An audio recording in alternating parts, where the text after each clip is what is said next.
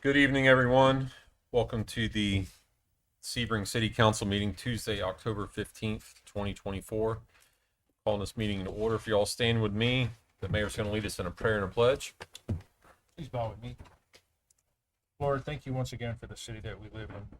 Thank you for the staff that we have, and really appreciate the work they've done in holding the city together under a tragedy that overtook us. The responsiveness, the way our systems are running kept up, it kept the city moving and kept our residents much safer than some other places. We ask that you watch over our citizens in our entire county, especially those that got hit hard and those with the tornadoes that came by and tore apart their residences. And we ask that you watch over the people that are still without power, without food, without homes, and just take care of them. And also not only here, but on the coast and also up in the Carolinas, which are still there. We ask that you continue to watch over us, push the bad weather far away from the United States, and just put your healing hand over those that are suffering. We ask that all we do in your name, Jesus Christ. Amen.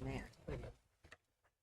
Pledge allegiance to the flag of the United States of America and to the republic for which it stands, one nation, under God, indivisible, with liberty and justice for all. Call the roll, please. Mayor Shute. Here. Carlisle. Here. Haley. Here. Mendel. Here. Stewart. Here. Bishop. Here. Business from the audience procedure. If anyone has something they would like to discuss that is not on the agenda, if you'll fill out one of the forms here on the front table and hand it in to Clerk Haley, she will get it to me and we will get to you at the appropriate time. Mayor's report.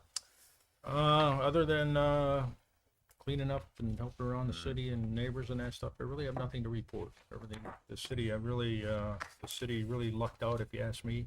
I know there's people still suffering out there some without power, some without food, some without homes and that stuff that, we need just to reach out. But I watched neighborhood by neighborhood, people helping each other, which was really kind of comforting to see what kind of community that we live in. But other than that, I really have nothing else to report.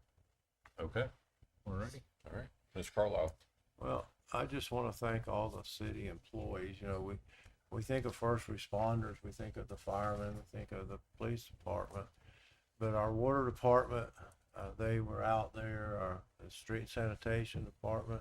So they're all, in my eyes, first responders. And I just want to say thank you for the great job each and every one of you done, because our city, as the mayor said, our city come through it really well. They had the drains all where they drained, and I don't know if anybody that flooded or got flooded. So thank everybody, and I'm glad everybody's safe.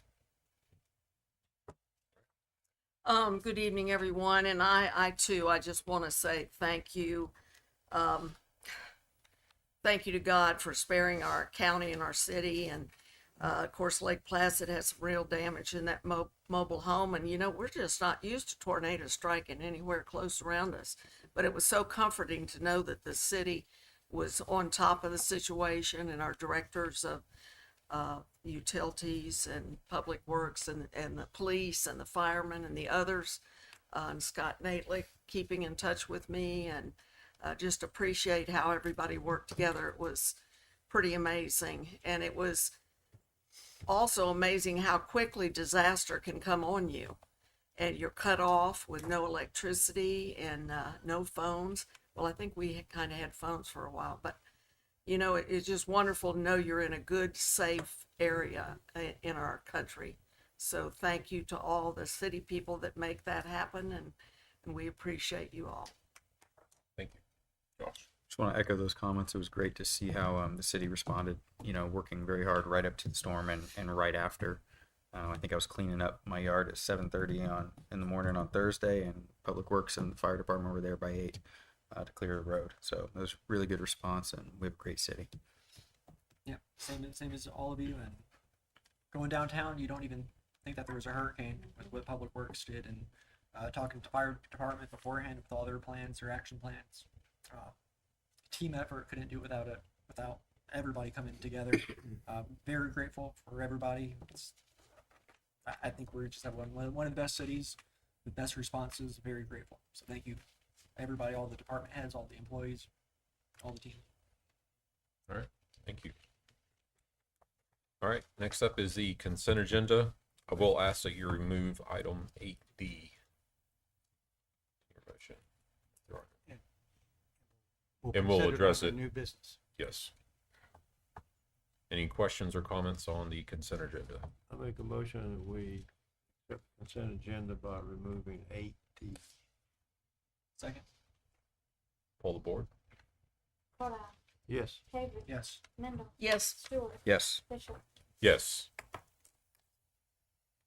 Alright. Moving on, first up is Jose Silva. He wants to hold a special event downtown. The Paranda, or the First Baptist Spanish Mission Church. Is he here? No. All right, I'll entertain a motion. I think What? Anna's gonna come. No. She's gonna call in. Okay. Anybody want to propose a motion? Make a motion, we approve the event as presented, conditioned upon providing the appropriate insurance certificate showing at least $1 million of liability insurance and naming the city as an additional insurer at least 10 days prior to the event. I second. I have a question. Okay. They want to hang banners on Circle Park for the event, but that's when the Circle of Christmas Lights. Circle of Lights is up. Okay. Is that gonna conflict with that, or? I don't think so. We've done it before. Will the banner Right. be between the palm trees? Yeah. That's where they usually put those Sebring signs, so. My recollections. I never- I mean, we can choose a different, a couple different spots or something. If it's interfering, I mean, if it's I interfering. would amend, I'm gonna suggest amending the motion that if it doesn't conflict with the It doesn't Circle of Lights. you can Okay, hang well, it. I'll amend my motion, if the banners don't conflict with what's already there. And I amend my second. Nope. Good catch. Pull the board. Cordell, Yes. Avery, Yes. Mendel, Yes, Stewart, Yes. Bishop. Yes. Next up is first of public hearings, number 1530. I will open the public hearing and hand it off to Mr. Swain. Title of proposed ordinance 1530 reads, an ordinance of the city of Sebring, Florida, changing the future land use classification for a parcel that totals approximately 19.84 acres located near the southeast corner of the intersection of Panther Parkway and Beacon Avenue from county medium density residential to city medium density residential, providing for severability, providing for conflict, and providing for an effective date. Good evening. For the record, Marissa Farby with the Central Florida Regional Planning Council.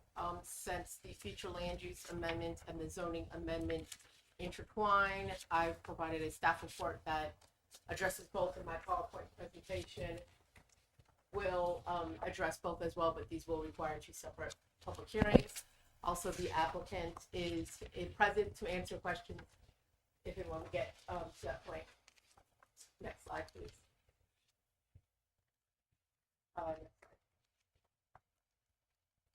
So the property is owned by Beacon of New Hope. It is described essentially at the southeast corner of the intersection of Panther Parkway and Beacon Avenue. So you can see Beacon Avenue along the north, Panther Parkway on the west, and then Cowboy Way comes up the south and then turns away from the property. The property is just under 20 acres in size. The future land use is currently county medium density residential, and the request is to change that to city medium density residential. The zoning change is county residential R1 to city multiple family district R3. This is an image I took off of Google Maps, so the property is on the right side of the screen. As you can see, the property is agriculture, mostly groves. And then across from Beacon Avenue is the residential project that's currently under development. And then this is the view looking up Cowboy Way, which you can definitely see the orange trees. There's also a power line that runs through that property, so that will be addressed as a project is going to move forward. So this map is the existing future land use map. You can see the red lines show what is in the city limit. So everything to the north, west, and south is all in the city limits. A lot of it still has county designation on it that will be changed at some point in time. And then the properties to the east are in unincorporated county. As you can see, between county and city, both sides are generally residential medium in nature. There is a residential high and an ag piece in there as well. The request is to change it to city medium density residential, which allows between 5 and 12 dwelling units per acre with a maximum surface ratio of 0.7 and a maximum building height of 50 feet. And it's described as mainly for single family development and multifamily development up to 12 units per acre. Looking at the impacts, the Highlands County category is 8 units an acre, and then the cities is 12. So the impact would be potentially an increase of 80 dwelling units per acre as a total number. Keeping in mind when roads come in and stormwater and open space and all the requirements to meet the code are developed into a product, it's very hard to actually meet that threshold. Next slide. So this is the county zoning. As you can see, this property is R1. The zoning is a little bit more mixed than the future land use was. There's R1 to the south, R1A and R2 and ag in the unincorporated lands. And then you have R3 on the bottom, and then the property to the north is M2 in county at this time. The zoning requested is for R3. R3 does allow for single family and 2 family dwelling units. It also allows for multifamily units, and if you're going to do a multifamily unit product, there is a whole set of conditions that has to be met, which I included in your application package for your information. From discussions with the applicant up to this point, the intent is for a single family development to be put on this property. However, when you are rezoning to straight zoning, it's important to look at all the options that could happen under that straight zoning district. Next slide. So again, the increase of 80 dwelling units. Next slide, with the change in the zoning, it's similar. This is looking at the land use analysis. All the property surrounding it is currently agriculture, except for the property to the north, which is under development for the residential development. Potable water lines are located along Panther Parkway. They're being extended for the project that's under development, so this applicant would potentially tie into those water lines. Any extension work or cost would be on the developer to pay, and all actual analysis of what those impacts would be done at a development approval time. And there is a letter from the city utilities verifying that capacity is available to serve the development at its maximum potential. Same for sewer. The sewer lines are in the same place, and all those same comments apply. Solid waste, there was a letter provided from the Highlands County Assistant to the Critical Infrastructure Director that was earlier this year that says the county does have capacity to accept the solid waste from this development. The property is, as we pointed out, adjacent to Beacon Avenue on the north, Panther Parkway on the west, and Cowboy on the south. The roads are shown as operating at level service B. A full traffic study would be required at site plan time, and obviously coordinating with the county for access points, et cetera, onto County Road. The applicant did provide information related to emergency services to show that the project is within a less than 6-minute distance to the different emergency facilities surrounding the property or nearest to the property. The schools did what we call an initial analysis of the property or the project, and they have capacity at this time, but per requirements, they wouldn't actually issue their capacity until the development plan was under review. Recreation and open space would be provided at time of development. The table provided here shows the different levels and requirements of recreation and open space that would be needed in projects. Whoops. Next slide.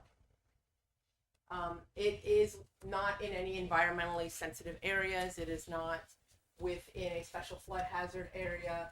And then any analysis for impacts to other environmental issues, but there wasn't an area that's specifically identified for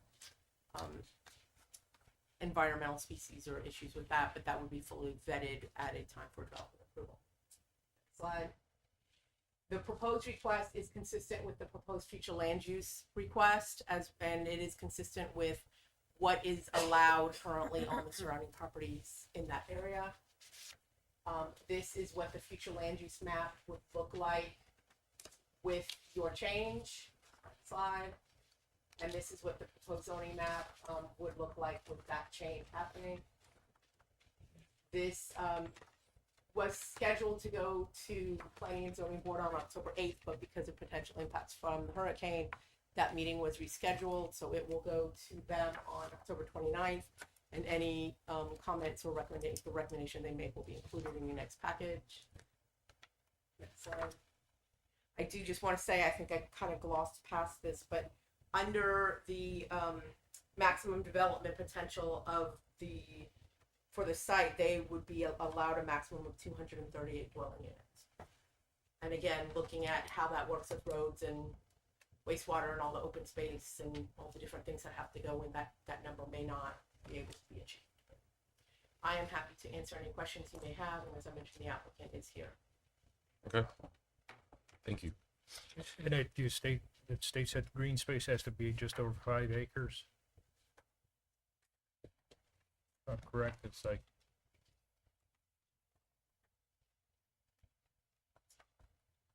Yes, Okay. so looking at the different requirements there, open space and recreation space, there's the different requirements there, and we would have to look to see how these are actually applied in terms of development, at times of development, based on what they're actually applying to be done. and you stated that the applicant was looking at single-family residences here as the plan. Yes. Is this the same property that we looked at before that was gonna be multifamily? Yeah. I think, didn't you guys, Dana, I think you guys presented that? Okay. Is it No. the same owner that had that? You wanna come on up and speak, please? Good evening, Dana Riddell with Stonehenge Land Development Consultants, representing our client Beacon of New Hope this evening. At this time, when we did come with our initial thoughts, we had narrowed it down to a planned development zoning. So we have slightly tweaked our development plans in terms of what we're asking for tonight. We ended up going for just a regular R3 zoning. Because there was some uncertainty, we wanted to be able to leave it open for the future development of the property. So the applicant that we have is interested in still pursuing the multifamily, but we wanted to have the ability and flexibility that the R3 zoning offers in case those development plans change. Kind of covering all your bases. Okay.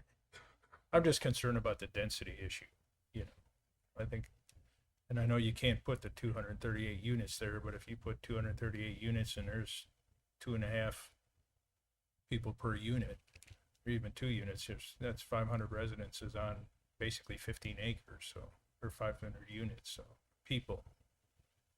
To me, that's pretty high density, Mm-hmm. so. Understood. Okay. It sounds like there might be some concern regarding traffic with that number of residents in the area. Correct. In this instance, we have a little bit of first mover advantage because Panther Parkway is such a new road and Beacon Avenue probably could use some improvements. You know, there's some major increase in density and intensity and things of that nature. But we don't expect that there will be a change to the level of service based on the increase in density to this particular property.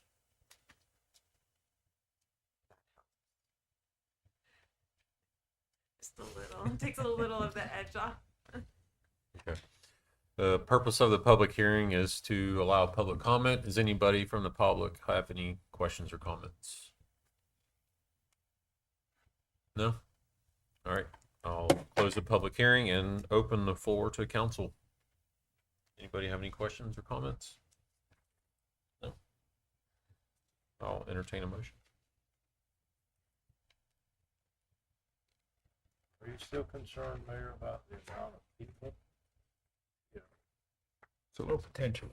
Huh? I mean, that whole area is just gonna blossom, Right. getting back in there, but I just think that many people on one piece is a lot. It is.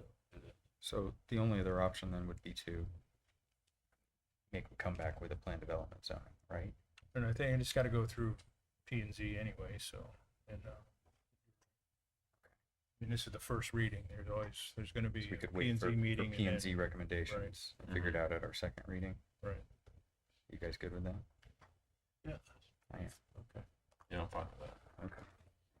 Then I move to approve ordinance 1530 on first reading and schedule second and final reading for November 5th, 2024.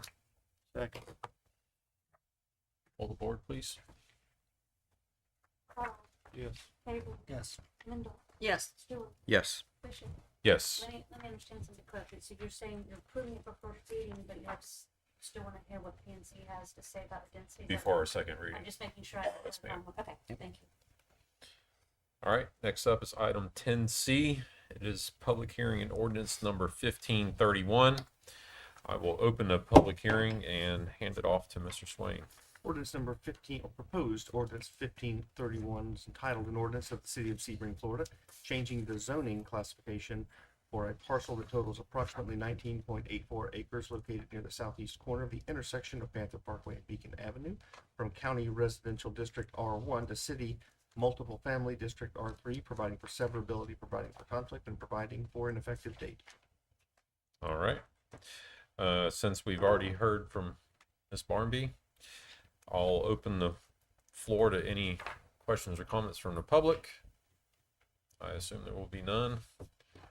I'll close the public hearing and open the floor to council. I move to approve ordinance number 1531 on first reading and schedule second and final reading for November 5th, 2024. Second by Leonard. Hold the board. Carlisle, Yes. Haver, Yes. Mendel, Yes. Stewart, Yes. Fisher. Yes. All right. Thank you, Marissa. Next up is item 10D. We have another public hearing for the Small Cities Community Development Block Grant application. So I will open the public hearing and Mr. Fox. Thank you, sir. Good evening. I'm David Fox, Fred Fox Enterprise. This is an advertised second public hearing for a 2023-2024 Community Development Block Grant application. This category for the application is a neighborhood revitalization application. It'll address two service areas or two projects. The first project including the application is service area number 1, which is Mary Tony Park improvements. The construction of the additional amenities will include new swing sets, playground equipment, new sidewalk, playground turf, and shade cover. The second service area or project addressing the application will be Gabe White Park Service Area. The construction of the additional amenities will include new swing sets, playground equipment, new sidewalk, playground turf and shade covers. The application amount is for $750,000. The $750,000 grant amount request includes $690,000 of construction, parks and playgrounds, and $60,000 of an admin. The city is looking at putting in $50,000 towards leverage for 25 additional points in the application. The total project amount will be $800,000, $740,000 being going in parks and playground, $60,000 going in admin. The funding source will be $750,000 CDBG and $50,000 city match or city leverage. All right. Thank you. The purpose of the public hearing is to get input from the public. Does anyone from the public have any questions or comments? No? I will close the public hearing and hand it off to council. I make a motion, we approve staff recommendation. Well, I got a question. Is it in that order where we're looking for Mary Tony Park improvements first and Gabe White second? These are both primaries in the application, so Okay. both would have to be addressed. Okay, all right. That answers my question. Second. Pull the board, please. Carlisle, Yes. Avery, Yes. Mendel, Yes. Stewart, Yes. Bishop. Yes. Let's address the resolutions. Yeah. Support this now. Yep. Up next is item 10D Part 2 that we pulled from the consent agenda. Want to give us a rundown on that, Scott, or how do we need to address this? I think I'll have Penny come up and do it. She prepared the. Okay.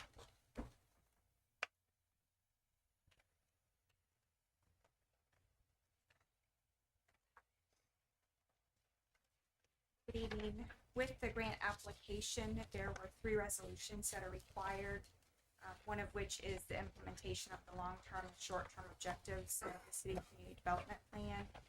The second one was to authorize the use of the leverage dollars, which were included in the budget from the infrastructure fund, budget approved for 10-1.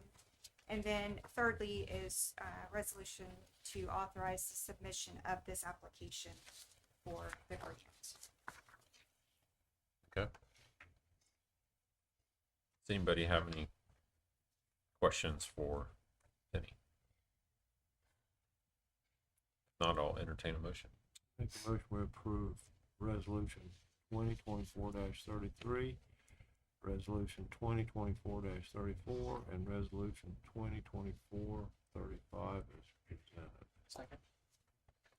All right. Pull forward. Carlisle, Yes. Avery, Yes. Mendel, Yes. Stewart, Yes. Bishop. Yes. Thank you, Mr. Fox. Thank you so much. Have a nice evening. You too.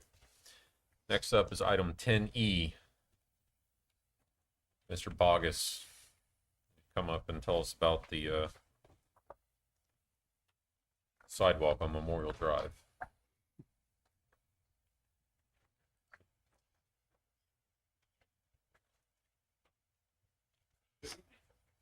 It's been a while since we talked about this. In fact, it was last April last year. I've been waiting on pins and needles. Everybody,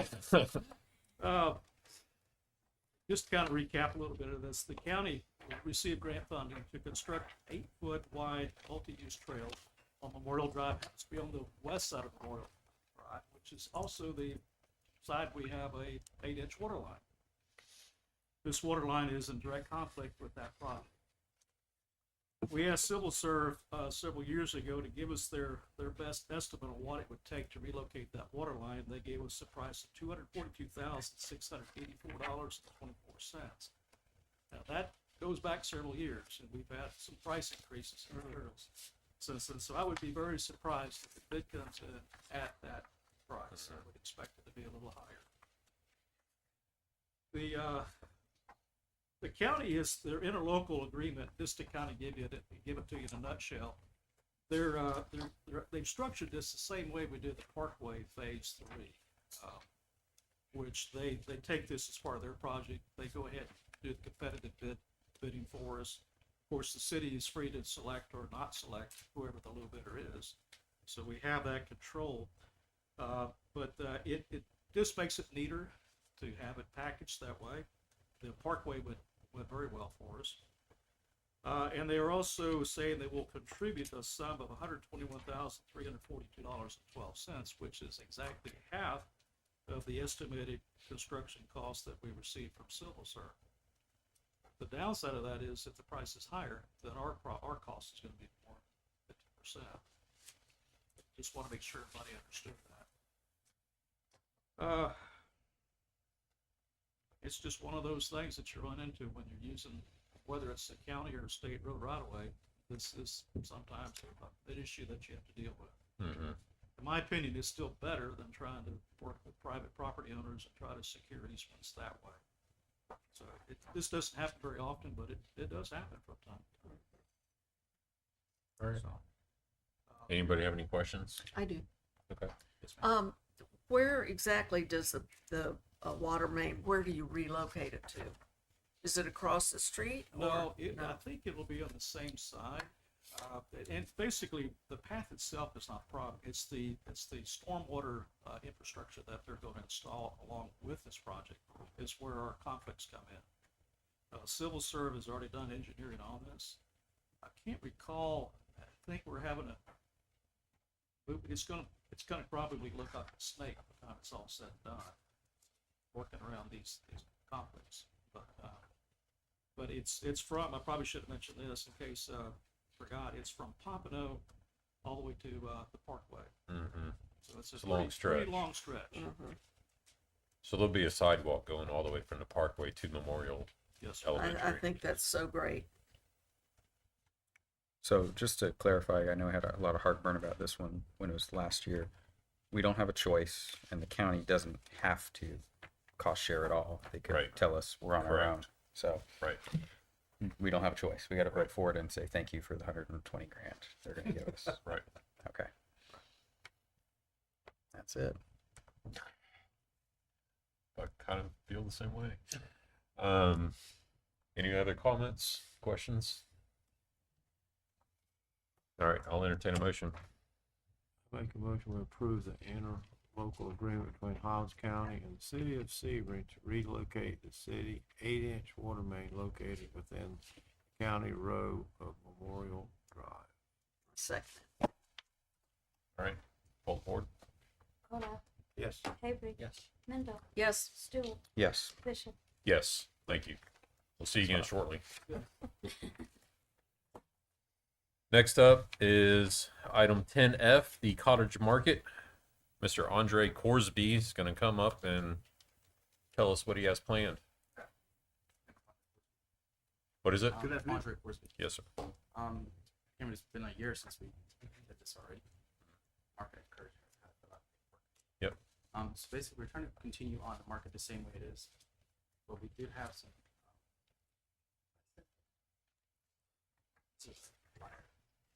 One of the things the market does is we participate in some wrap-ups in the state of Florida. It's through the food stamp program. So people come to the market and they bring their food stamp card. We process the transaction and we match them up to $40 per dollar. So if they put $20 on their card, it is how we process the transaction. Down in the summer, but normally normal farmers markets, you guys know, usually run seasonal. They'll run up until like May and they'll shut down. But we had vendors that decided they wanted to commit because we did get the place for the entire year. So people will come during the summer, not as many, but then those are the ones that keep the market going because now we're back in season. The market still had a presence from the few people that stayed over the summer. Because we have some people there that this is literally their first business. They started it, it kind of helped them economically get themselves. Like our bread lady, for instance, she never had anything before this. And she's one of the ones that stayed there throughout the whole summer. We have the honey guy, Paradise Fountain. And the soap guy, he doesn't come now because it's still too hot for him. He makes homemade soap, so his stuff will just... It just melt. Yeah. So we're flexible with them because we understand your product is... We're not air conditioned, so... Okay. All right.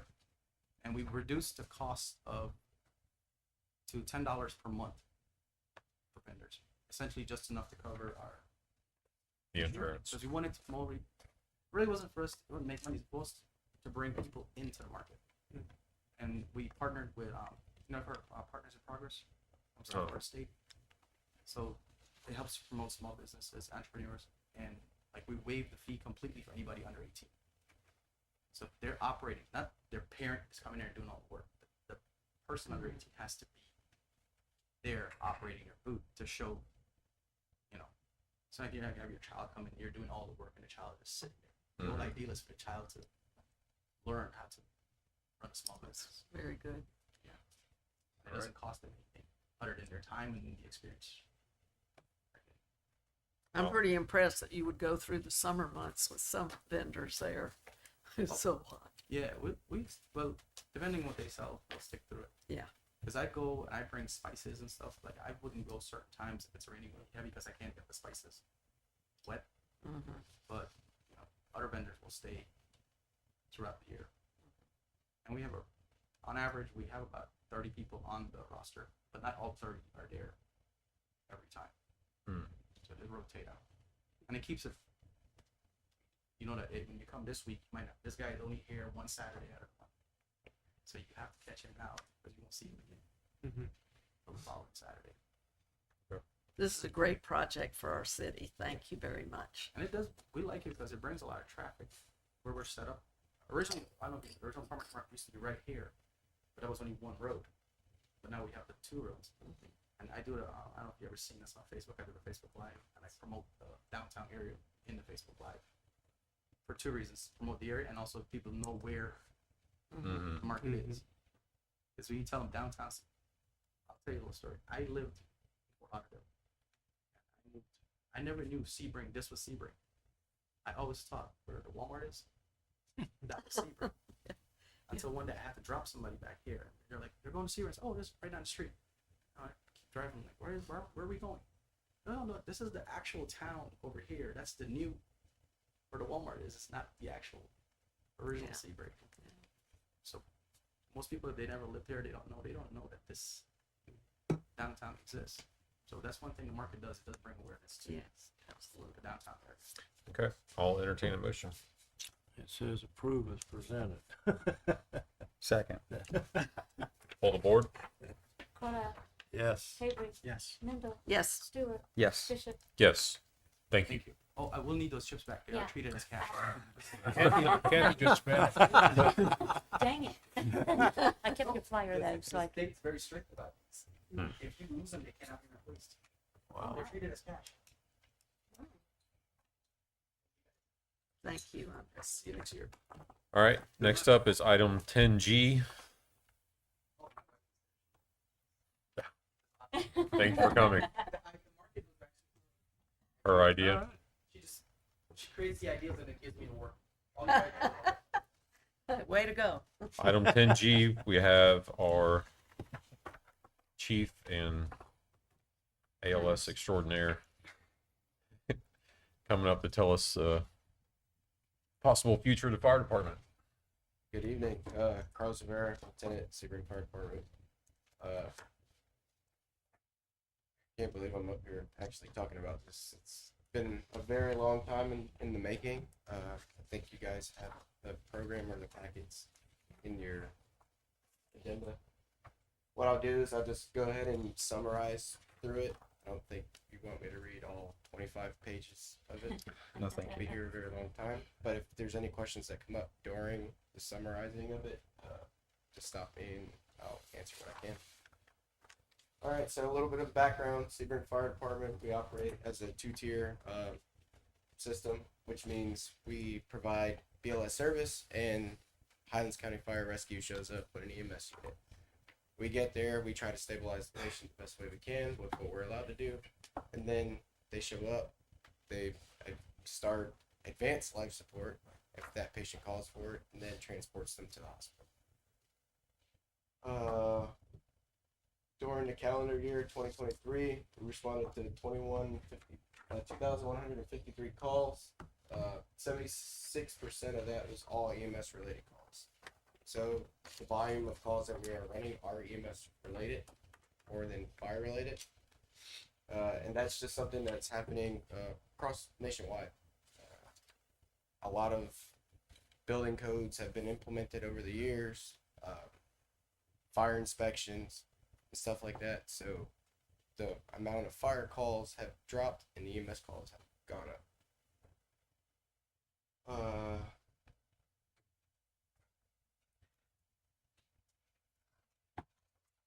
We'll go into the proposed plan a little bit. It's kind of just the background. Into the plan itself. So the plan, it starts with you guys approving everything moving forward. So step-by-step approach, it starts with council approval. That's going to allow us to start sending staff to paramedic school, which we do have some interest currently within the department that would like to go to paramedic school. How many are currently paramedics? So currently I am a credentialed licensed paramedic. So that means I can, if you guys started this and the county approved it and we were good to go, I can act as a paramedic tomorrow. And you're the we only do one. have one more licensed paramedic who just became certified. He would have to go through credentialing. And then we have one other firefighter that just started August in school. And he'll be done before August. And then moving forward, we try to see what interest there was from additional members. And right now I have 2 additional members that are looking to start school in January, potentially 3. Okay.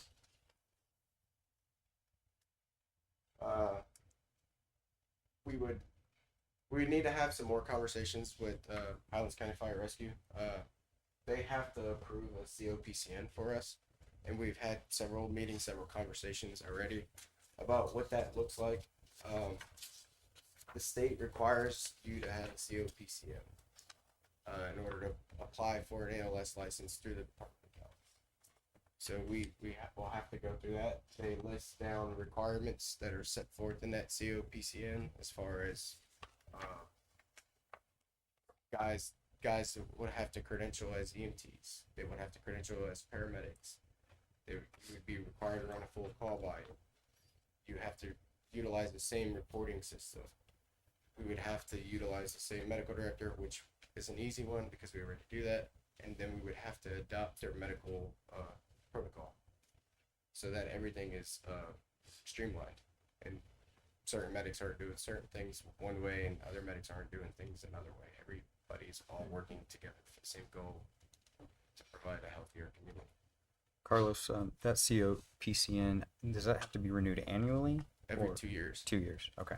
Thank you.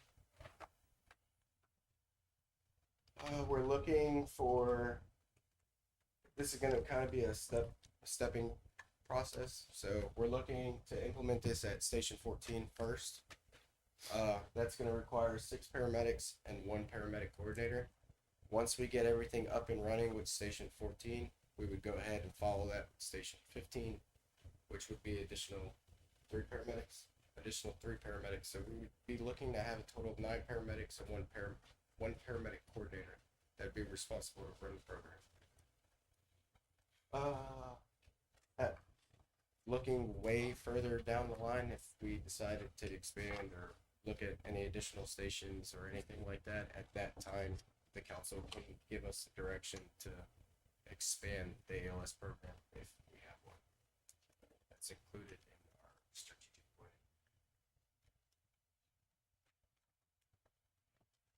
Give you a summarized version of what paramedic school entails. The employee is going to be taking on a big chunk of responsibility. They're looking at 1,200 contact hours in the school, which is 11 months full-time. On top of that, they will be also working at the firehouse. So it's all shift-based. So if I was on shift today, that means I'm going to school the next 2 days that I'm off. So I have a full load of work, schoolwork. Out of the 1,200 hours, 468 hours they'll be on an EMS unit here in Highlands County, running with a paramedic, doing advanced life support skills, learning the way that they are supposed to be operating in the field, which is convenient because before they get done with school, they're already learning what those processes are for the county, and at that time, if we had a program, that would be the way we would be operating as well. So it kind of gives them a little bit step forward. When they come out of school, they'll have to go and do the credentialing still, even though they perform on those EMS units. Doing a whole lot of talking. You guys got any questions? Yes, but we'll let you Have keep some at going. the end. All right, cost. So cost of ALS startup, estimated repair and maintenance costs. It was a really hard number to figure out what that was going to be, and it's hard to figure out what that's going to be is because you don't know what calls you're going to run. This year we can run 2,000 calls. Next year we can run 6,000 calls. Year after that you can run 3,000 calls.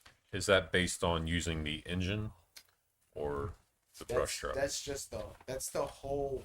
This The number whole is based fleet. off of the whole fleet and what Okay. the repair and maintenance budget was for the whole fleet. Is the primary vehicle used going to be an engine, or is it going The to be? primary vehicle that's going to be used out of Station 14 will be the brush truck. Okay.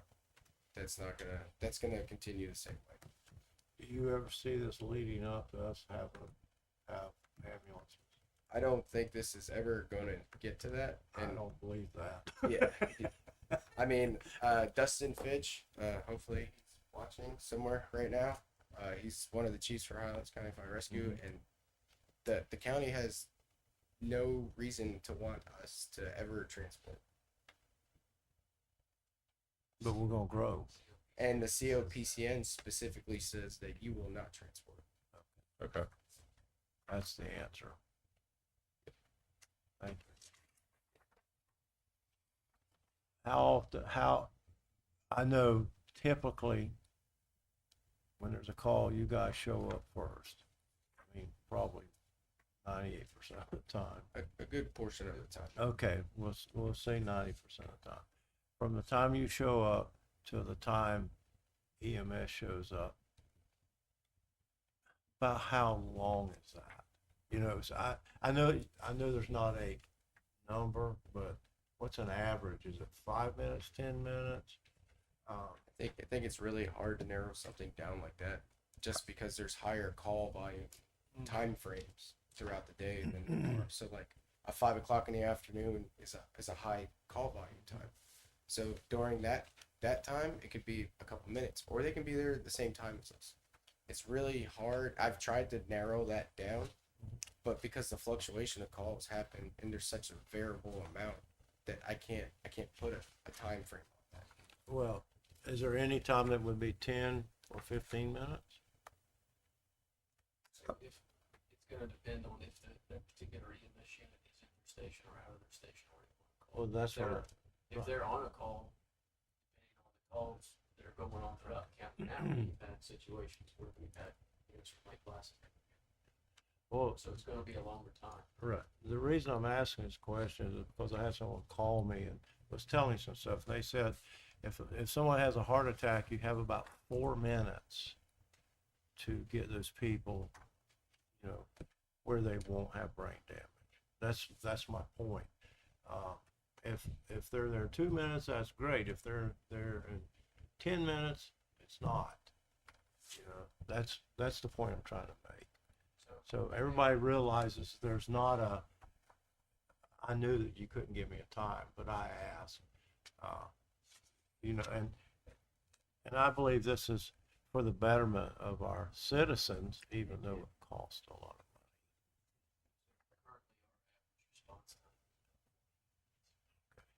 money. Average. And on average, you're beating the ambulance there. On average. Yes. It's anecdotal, but I'm, you know. Because they've got 2 units now downtown, but if both of those units are busy, if both of those units are in the station, we're probably gonna arrive about the same time, literally 2 o'clock. Both of those units are busy, we're gonna be first on the scene. So I guess to the point that Leonard was getting to is how often are you going to be deploying ALS versus the ambulance being there to do it for you? So how often is it going to be critical to helping somebody in an emergency situation? I know, again, you can't give a number, but is it going to happen 10 times a year? You know, is that It's gonna happen lots. a lot more than that? Okay, so 100 times a year. anecdotally, Well, your it's- guesstimate. That's the thing, we're asking for numbers, Right. and I knew I was asking for numbers they couldn't give me, Right. but I think what we're trying to shape for the public seeing the price tag is we're Right. talking about potentially 100 life-saving We're responses. justifying the service. Right, for the cost of a couple $100,000 a year. and That feels like a honestly, good deal to me. if it saves one life, it's. Right. That person, definitely worth a couple $100,000. If you put that cost into perspective, that's less than 4% of our current budget to have this, Right. to have the Right. improved service for our citizens, so. Right. So So compared to the budget, it's a small dollar amount. whenever you first started, and you probably can't put a number to this one too, but we'll try. Whenever you first started, you said that you begin to service the patient if you're allowed to. Out of the 1,645 EMS related calls, how many would you say you can't even touch because we're not ALS certified? If that is the 2023 Correct. volume, that would be all of them. Okay. That's our current call criteria, Perfect. which is a high. It's a And that's got to be so Every hard. one of those calls is an ALS. Yeah, to get to the scene and not be able to administer all that they need until the other folks get there. And even then, you have to hand them off to the ambulance. Yeah. Can you explain roughly the difference between basic life support and advanced life support? What that means? So basically, In layman's advanced- terms, please. Advanced life support. Do it on you're gonna Lennar. Behave yourself. You're gonna carry some medications, heart medications, some breathing medications, and some airway stuff with a heart monitor. BLS, you're not really carrying medications, you carry oxygen.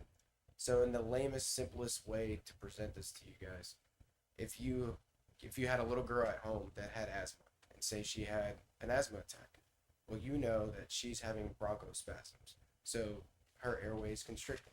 She needs albuterol, right? Because everything is all constricted. Say we get there and we're waiting for EMS. EMS, or Highlands County Fire Rescue, they carry the albuterol to nebulize and open up those airways. I carry oxygen. I can give oxygen, and that's it. What the Yeah. problem is, it's the airway is constricted. So I can pump all the oxygen I want, but it's not going to go anywhere because it's constricted. What that child needs is albuterol to open up those airways and allow the flow of oxygen. But it's not only children, there's No, it's adults that have it's asthma. adults. I have asthma. I Yep. know what it's like. Yeah. Very scary.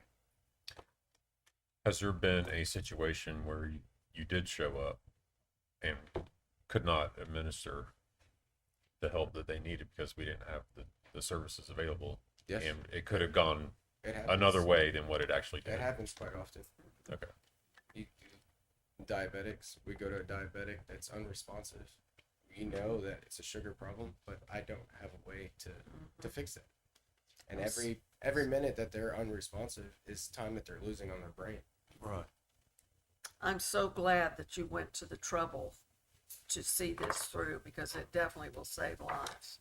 So thank you very much. And I don't know anything about medical stuff, but like I do watch on TV. But like you have the thing where you can shock the heart.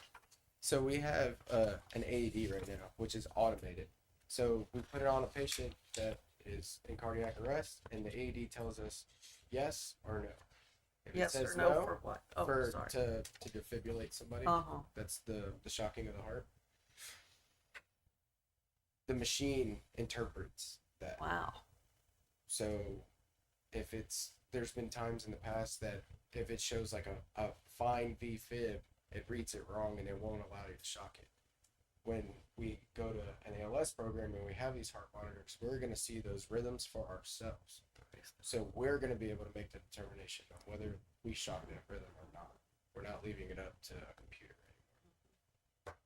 And just to ask, this is a little different, but like at our schools, we hear on the news about young people that are out in the heat or whatever, or suffer that you didn't even know they had a heart thing.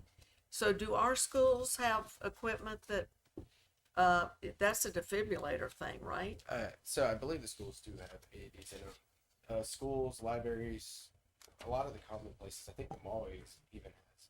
And who would administer that and make those Whoever's decisions? certified. Whoever's certified in the area that something happens. Ah. If there's nobody certified or knows how to Yeah, do there, that. there was even one in my office at one time. I don't think we have it Really? anymore. Wow.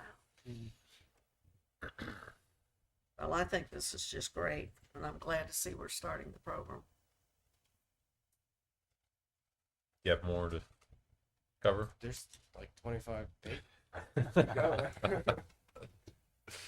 think they've answered the question. Mm-hmm. Anybody else have any questions? If we got into this, so I know you're estimating 100,000 a year for repairs and maintenance to go to increased call volume. If we got into it and it was cost prohibitive, we could wind it down by not renewing the COPCN. Is that right? If we got to that point and it was just too extreme of a cost. Just for comparison, what is our current repair and maintenance budget?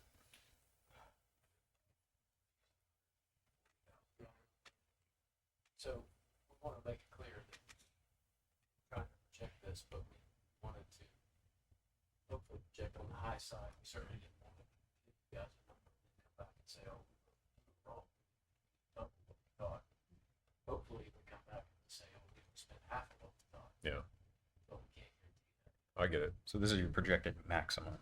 If we spent $100 grand on that brush truck, we got some other issues. Need a new brush truck. Yeah, we need to buy a new one. Put 100 grand, that's a waste of money. So you have people, it sounds like, that are very interested in taking part in this because it will definitely save lives. Yes, ma'am. So very excited about it. All right. Does anybody from the public have any questions or comments? No? We'll say this is a massive undertaking. The amount of work that has gone into this program, the amount of research and meetings and due diligence, what Carlos and Bobby have been able to do to make one of the most instrumental impacts for the fire department and for our community. This is a very exciting, very good day for the city, for the fire department, for really all the residents. I'm the happiest councilman you could ask for right now.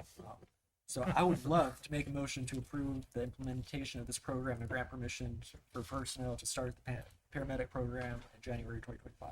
And I second it. All right. Pull the board. Carlisle, Yes. Haver, Yes. Mendel, Absolutely. Stewart, Yes. Bishop. Yes. Thank you. Thank you. Thanks, guys. Thank you all. Good job, Carlos. All right. Next up is another public hearing. Item 10H is Resolution 2024-32. I will open the public hearing and hand it off to Mr. You have anything to read? Just, this is the resolution establishing the rates from this point forward, and you'll adopt a new resolution if you wish to change the rates in the future. Okay. Mr. Bogus. Yes, sir. Let me start out by explaining, this is not, if we said rate increase, this is not water and sewer per se. My wife was eating me up one evening when she saw the bill, and we have to give public notice that we're gonna have a rate increase hearing. She automatically assumed, my gosh, the water and sewer is going up again. That's not the case, and I assured her that was not the case. What we're talking about is new service taps. Where a new home is being built, we installed a new water meter, or we installed a new service connection to a sewer line. But that's primarily what we're talking about, and it's going up to 3% of those connections. We're also looking at increasing the security deposits. Here again, we found ourselves in the unfortunate position that our write-offs were quite a bit higher this go around. We've had some commercial accounts fail on us, bankruptcies, that sort of thing. And more and more, I guess the economy being what it is, more and more people just, end up leaving without paying their final bill. So to kind of stop the hemorrhaging, we're suggesting to council that we increase the deposits. And on the deposits, we have two different tiers. The residential tier for owners, if you own your home, it's less than a tenant would pay if they're renting. Typically, that's where we lose the most money is on rental property. But we're suggesting to council that we increase the homeowner from $70 per service to $100 per service. And what that translates to, if you have both water and sewer, you'll go from paying $140 to $200. On the tenant side, it currently is $100 per service. So if you have water and sewer, it's a total of $200. We're recommending it go up to $150 per service for a grand total of both services to $300. Any questions on any of that? No. The other thing that we're proposing to increase is fire protection. These are dedicated fire lines without meters. We're suggesting council that we increase that by 3%. There was one other thing that we discussed when we were in our budget workshops, and that was unauthorized use of fire hydrants. Bob had to leave for just a moment, but Bob and I have discussed that. We really feel that that's probably better or more appropriate to address in an ordinance rather than a rate resolution.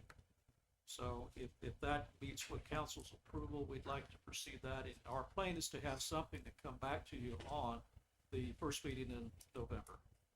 Do you want it as an ordinance so that it's like criminally enforceable? Is that why? Yes, sir. That's Okay. primarily where, and we have service tampering right now, which if somebody unauthorized turns on their own water meter, we have that in the rate resolution. But this goes kind of a step beyond. Okay. And I think that's needed. That's called for. It is. I wholeheartedly agree. We don't find it very often, but I'm sure a lot of it's going on that we just don't find, don't notice. Okay. All right. The purpose of the public hearing is to get questions and comments from the public. Does anybody have any questions or comments? Mr. Is it Fritz? Did you have a question on the utility rates? Yeah, Come on up to the podium if you wish and express your concerns. appreciate the opportunity to talk to you folks. Looking at the budgets and all business transpired here tonight, you got an important job, and I appreciate you doing that. Anyhow, I've been tracking the water bills for the last 4 years, and last year my bill increased by 16%. And over the last 4 years, it increased by 34.6%. And last year, according to the Florida Bureau of Statistics, the cost of living was only 4.1%, which is a big discrepancy between the two. So part of my question is, why has it gone up? And I saw that also that you had in the utilities fund, you had an increase of $22,542,973, and I wonder what that was all about. Maybe I'm at the wrong time asking these questions. Okay. You know, I see now So- that maybe I should have been at some other meetings when you had these discussions. But So the item on the agenda tonight is just for rate increase. for new hookups.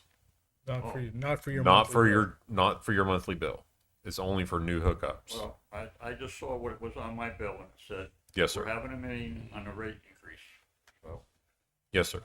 that's You what just I'm I think concerned you about. took a phone call or something whenever he gave you just stepped out for just a minute whenever he gave the rundown of what we were going to be discussing tonight. But yeah, Sorry. no, it's okay. It's fine. Did you catch what his question was, or about the?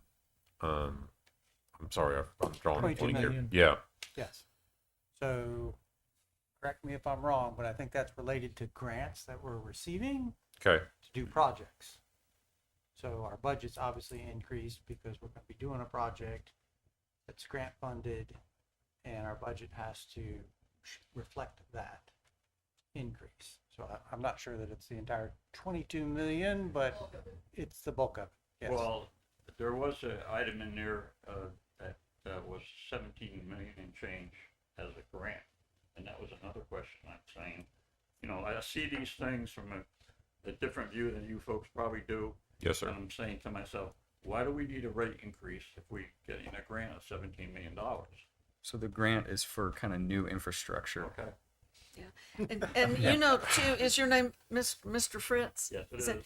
You know, I think the city council, you know, I came on city council and I'm not like knowing everything about how all this works. It's been quite a learning process for me, but I think that's very, I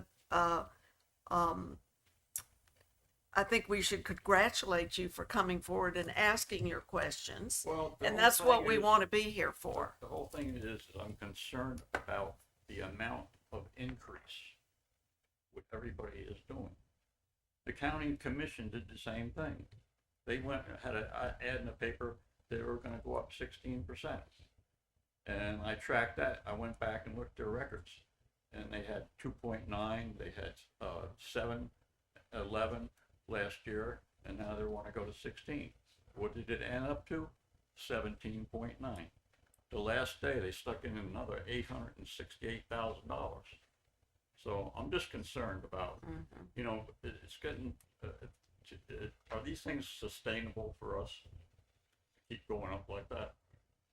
I think, as a matter of fact, I put a thing in the paper about it, and I should have sent it to the commission, but I'm just saying, you need to sharpen your pencils, and if you can't come up with a better budget, then you need to go to your departments underneath and make them come up with a better budget. Because it's not all you folks here, you know, you're all working as a big team. We all gotta work together. Yes, sir. Understood. But you know, too, I want to say that after I got on this side of it looking, and I see how much infrastructure work needs to be done and repair work, and the prices have just gone through the roof. I did, I looked at the budgets and all the different things that bring out the budget, and it's got a lot of things to do. Yeah. A lot of things to take care of, and I congratulate you on that. Well, one thing I will say is I really have a lot of admiration and trust in our finance department and in Scott, and the mayor keeps a real good eye on things. And, you know, I've learned a lot, and mainly I don't know how they even are able to keep the budget going with how things have gone up so high. Right. And ordering like a fire truck, you know, and you don't even go like to the fire truck store and buy one. You have to order it way ahead. Yeah, I saw that. And it's a huge amount of money. Yep. And you wouldn't even think it would be that much. But all of this development in our city and in our county too, that requires moving around of like a water main, all that, so we can have a nice sidewalk. Right. All of that's so expensive. And that's one thing I have learned. I won't say that I know everything about everything, but I have learned that I can trust our city people. They really are trying to do the best they can. Well, thank you very much for listening to me. Thank you for getting yourself educated before you came in here. We really appreciate you doing your homework. All right. If there's nothing else, I will close the public hearing. Any other questions or comments from council? If not, I'll entertain a motion. I make a motion. We approve resolution 2024-32, establishing utility rates effective November 1st, 2024 as presented. I second it. Hold the board. Carlisle. Yes. Avery. Yes. Linda. Yes. Stewart. Yes. Fisher. Yes. All right.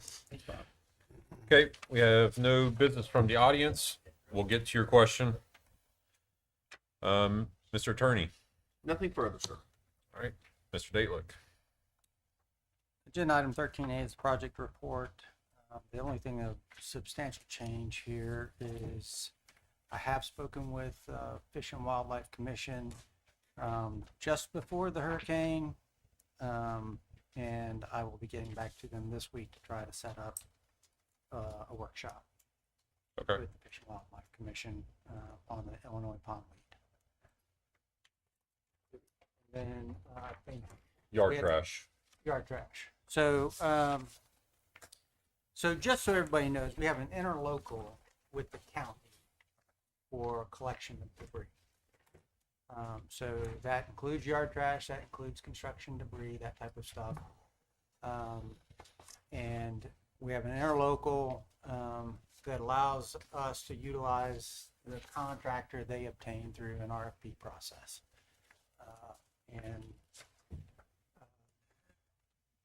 since we were one of the counties that was declared, and we have to meet a monetary threshold, which we have subsequently learned that we've met the monetary threshold for debris,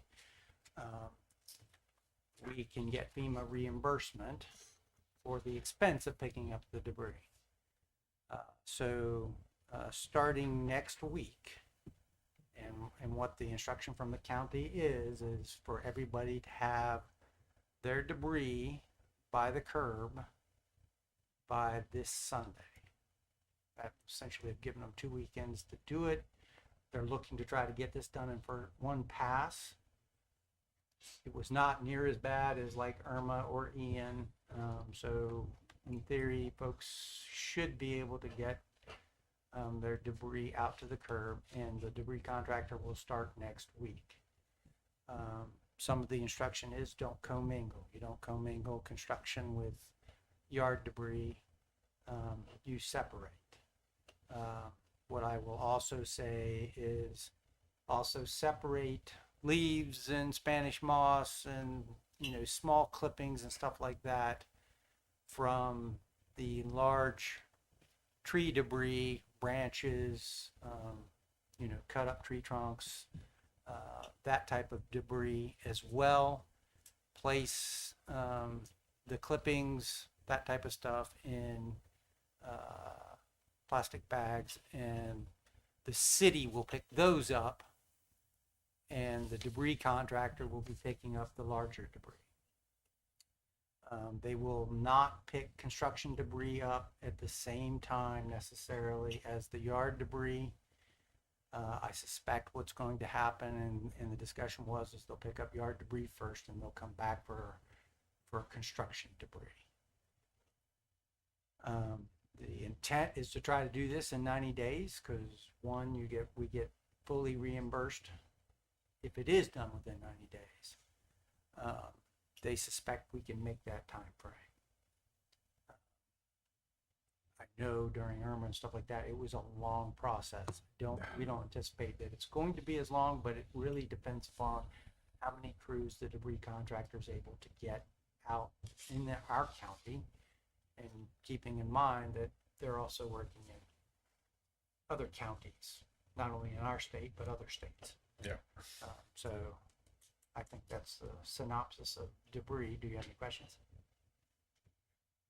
Well, I think you had shared earlier with me, I asked what do they do with all this stuff, and you said they do mulch it up and they take it. It doesn't go to our landfill. It goes to different. So it goes to, there's 3 designated sites in the county that the debris contractor will be taken to. The debris that we pick up, which will be in the bags, will go to our yard trash landfill. So if we don't get it picked up within 90 days, do we not get full reimbursement from FEMA? Correct. It's a tiered kind of system. Okay. But we really have no control over that. It's at the mercy of the FEMA driven, yeah. Okay. But I'm saying the speed. Now, it's there really could be an exception. Okay. Because one was granted, I think, for Irma, but I don't anticipate for our county necessarily that exception would be granted only because we were not impacted the same way we were in Irma, or we're not impacted the same way other communities have been impacted. Okay. So. All right. Does that answer your question? Yeah. Okay. That was the information I was going to share. Perfect. Ms. Haley? Thanks for paying with those things. Second. Pull the board. Carter, Yes. Hayward, Yes. Mendel, Yes. Stewart, Yes. Fisher. Yes. All right.